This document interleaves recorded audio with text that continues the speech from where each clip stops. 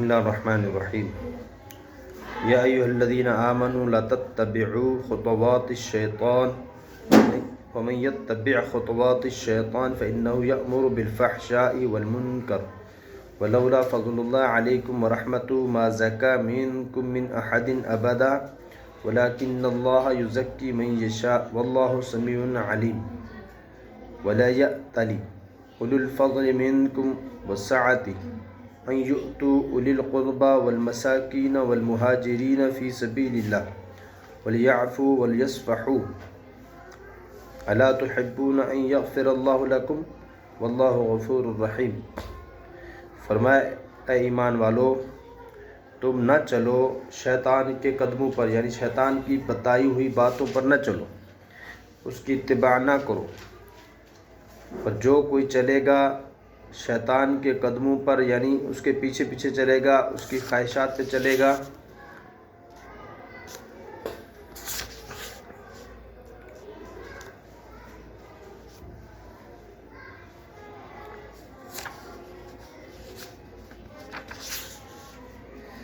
اللہ اکبر۔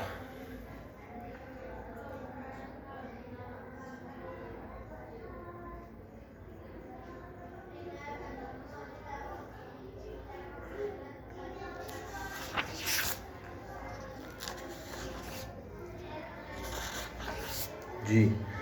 جو چلتا ہے شیطان کی خواہشات پر، اس کے پیچھے چلتا ہے، فَإِنَّهُ يَأْمُرُ بِالْفَحْشَاءِ، تو وہ تو یہی بتلائے گا بے حیائی، یعنی شیطان تو حکم دیتا ہے بے حیائی کا اور بری بات کا، والمنکر اور بری بات کا، یعنی شیطان کی بات نہ مانو۔ اگر شیطان کی بات مانو گے وہ تو تمہیں سیدھے راستے پہ نہیں چلنے دے گا، وہ تمہیں برائی کی طرف لے کر جائے گا۔ وَلَوْلَا فَضْلُ اللَّهِ عَلَيْكُمْ وَرَحْمَتُهُ، اللہ فرماتے اگر نہ ہوتا اللہ کا فضل تم پر، اللہ کی مہربانی نہ ہوتی اور نہ اس کی رحمت ہوتی، تو نہ سنورتے تم میں سے کوئی بھی، یعنی کوئی بھی شخص تم میں سے وہ نیک نہ بنتا، جو بھی نیک بنا ہے اور وہ اس لیے بنا ہے کہ اللہ نے اس پر فضل فرمایا، اللہ نے رحمت دی، اس کو توفیق عطا فرمائی، ہدایت کے راستے پر چلنے کی توفیق عطا فرمائی ہے، شیطان کے قدموں پر چلنے سے اللہ نے اس کی حفاظت فرمائی ہے، تو یہ اللہ کی طرف سے ہوا، اللہ کے رحمت اور فضل سے ہوا۔ ولیکن اللہ یزکی من یشاء، لیکن اللہ تعالیٰ سنوارتا ہے جس کو چاہتا ہے، جس کو چاہے اللہ اس کو سنوارتا ہے۔ اگر اللہ کسی کو گمراہ کرنا چاہے تو اس کو کوئی ہدایت نہیں دے سکتا، اور اگر اللہ کسی کو ہدایت دے تو اس کو کوئی گمراہ نہیں کر سکتا۔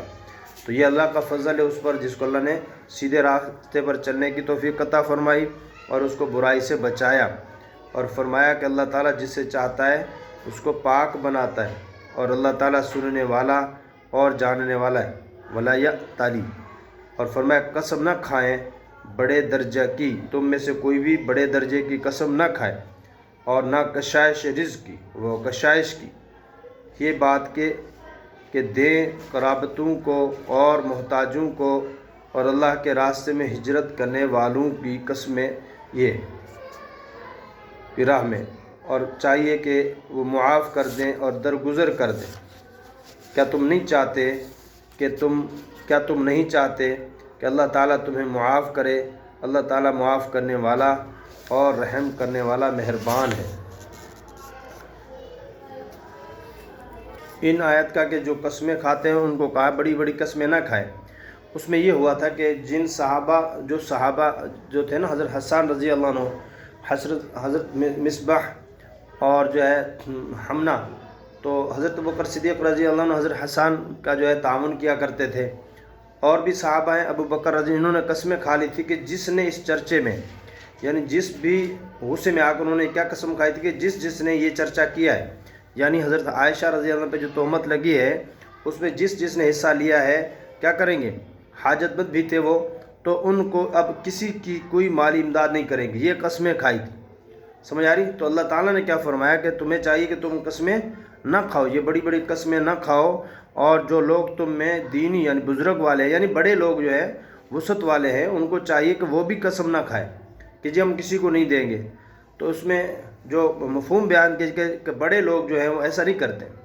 بڑے لوگ کسی بھی غلطی وجہ سے کسی کو محروم نہیں کرتے، اور اہل قرابت بھی تھے، رشتہ دار تھے، اور مساکین کو اللہ کی راہ میں ہجرت کرنے والوں کو دینے سے قسم نہ کھا بیٹھیں،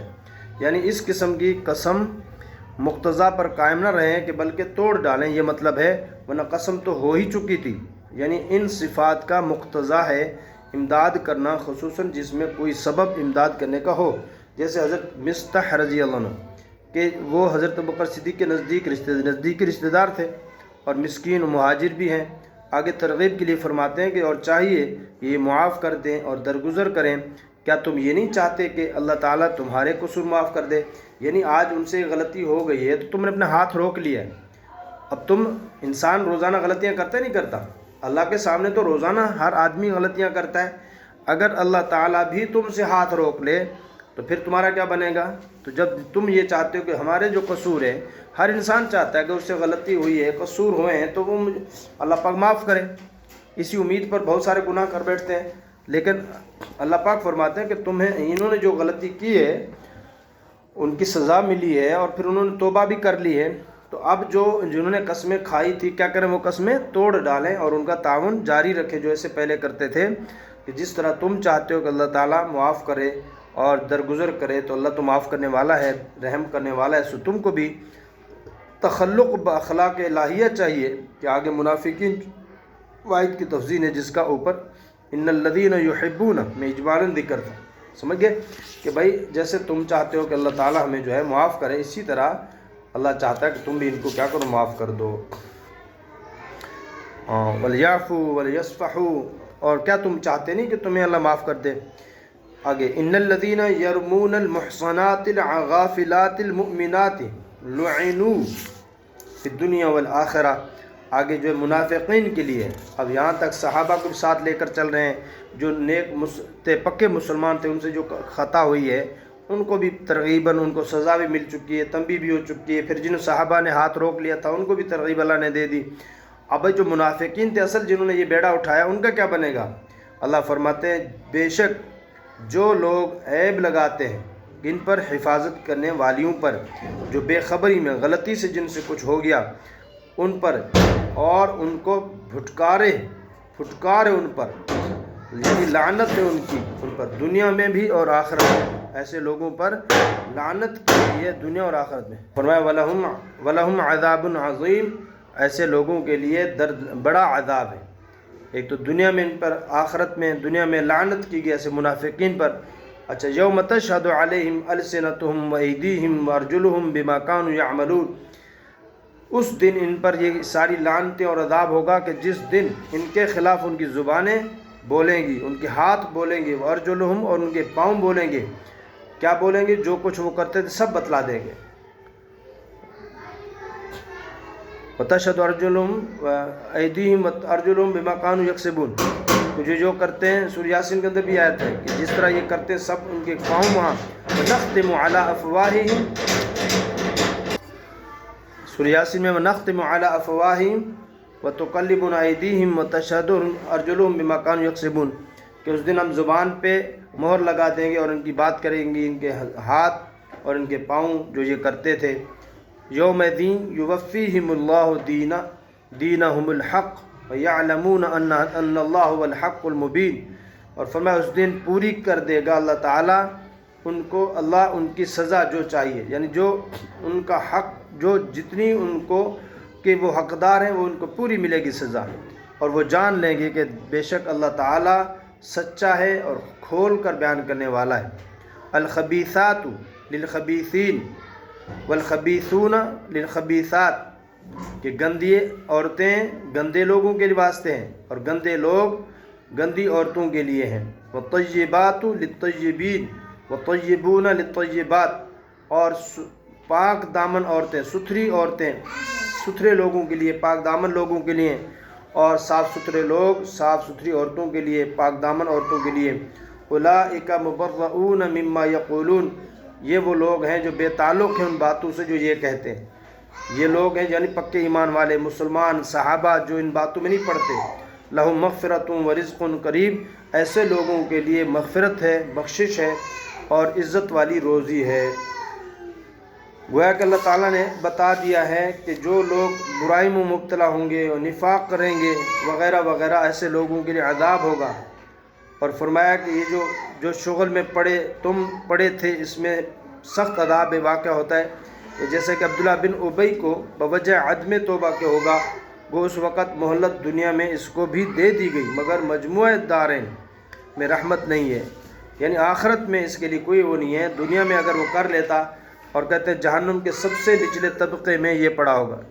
سب سے نچلے طبقے میں یہ پڑا ہوگا۔ اور اس سے معلوم ہو گیا کہ صحابہ رضوان اللہ علیہم اجمعین مقبول التوبہ اور پاک ہو کر آخرت میں مرحوم ہیں، اور علیکم میں خطاب مومنین کو ہونے کا قرینہ اولاً اوپر کی آیت میں یہ ارشاد ہے، ظن المؤمنین ثانیاً فی الآخرہ، فرمانا کہ منافق تو آخرت میں جہنم کے درک کے اسفل یعنی نچلے طبقہ کا مستحق ہے، اور یقیناً مرحوم فی الآخرہ نہیں ہو سکتا۔ ثالثاً آگے یعظکم لولا فضل اللہ علیکم میں طبرانی نے ابن عباس رضی اللہ عنہ کا قول نقل کیا ہے، یرید مستحن و حمنتاً حساناً، اس سے مراد وہ فرمایا کہ حضرت مستح،